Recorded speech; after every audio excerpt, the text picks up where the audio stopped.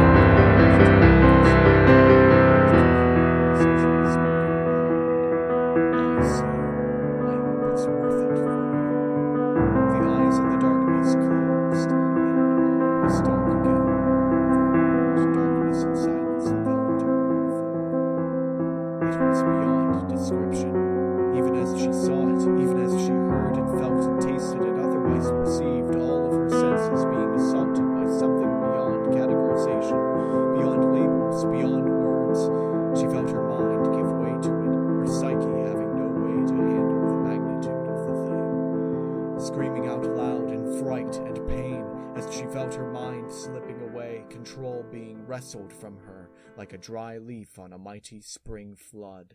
Looking upon the thing, the final part of it all, she felt a series of immeasurable pains, as she felt like her whole nervous system was being ripped out of her body, slowly and quickly, all at once.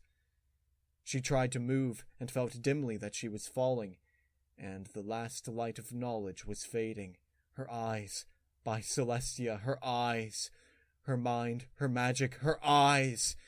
As she understood, as comprehension filled every fiber of her being, she knew why no pony had ever discovered this before, and why no pony might ever discover it again.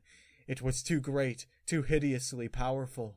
It was a searing, scorching blue sun, and she was a pebble in its path. As she fell, through the mind-numbing pain, her delirious thoughts wandered to Equestria, to her friends, to the princess, and in a moment of calm, in the roaring storm of insight, she felt her love for all of them, and sadness at having let them down. All the same, she was Twilight Sparkle, and the truth of the matter was this: no matter what happened from now on, no matter the price she had to pay, it could not have happened any other way.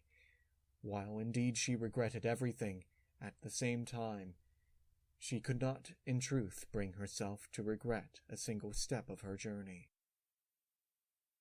The setting sun was shining in through the open window, illuminating the clean yet impersonal room in the Ponyville Hospital's long-term ward. Despite the inherently impersonal nature of the room, the dusk-time light shone upon and brought into view several mementos of affection and care for the pony that seemed to inhabit it: a cluster of balloons, a flowers and butterflies print get-well card, and several books. In a chair by the bed, taking a small break from reading to the purple pony that lay in the bed, sat a cyan pony with a rainbow-colored mane and tail, looking at her friend.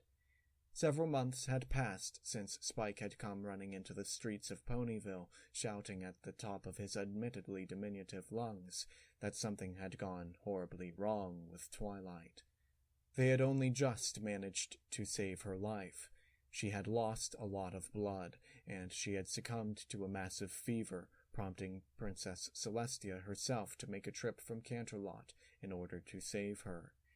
She had spent hours beyond count in the emergency room with Twilight, while her friends had sat in anxiety and fear in the waiting room, trying to stay strong together in the face of an uncertain future. The princess had looked grim when she came out of their friend's room, announcing that she was going to be okay, to a point. As far as the princess could tell, the purple mare had done something unspeakably reckless and entirely irrevocable. Something that had cost Twilight her memories, her mind as it had been, her sight, and her magic, all in one fell swoop. They might return someday, but Celestia had to confess she doubted very much whether her dearest and most faithful student would ever be anything other than a shadow of her former self again. Heaving a heavy sigh, Rainbow looked at her friend's face, clean white bandages covering the disquieting sight beneath.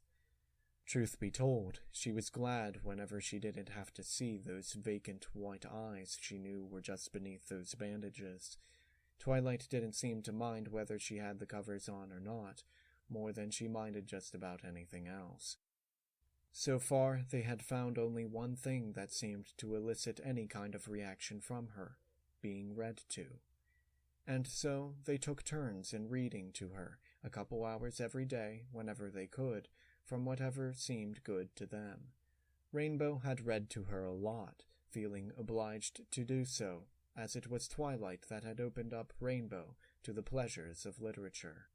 And while she usually read from one of her adventure book series, taking in the new exploits of one of her many literary heroes and enjoying the soothing feeling of being able to share something at all with one of her best friends in the world, she had discovered that a particular book, stumbled upon mostly by chance, brought the most content smile to the purple mare's face.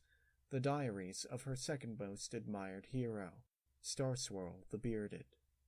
And so, after ascending the familiar plains to a point far, far above, which the most ancient of tomes call the Ante-Umbra, I opened my true eyes for the first time, and I saw the world anew, and I felt whole once more, having discovered a part of myself I never knew was lacking.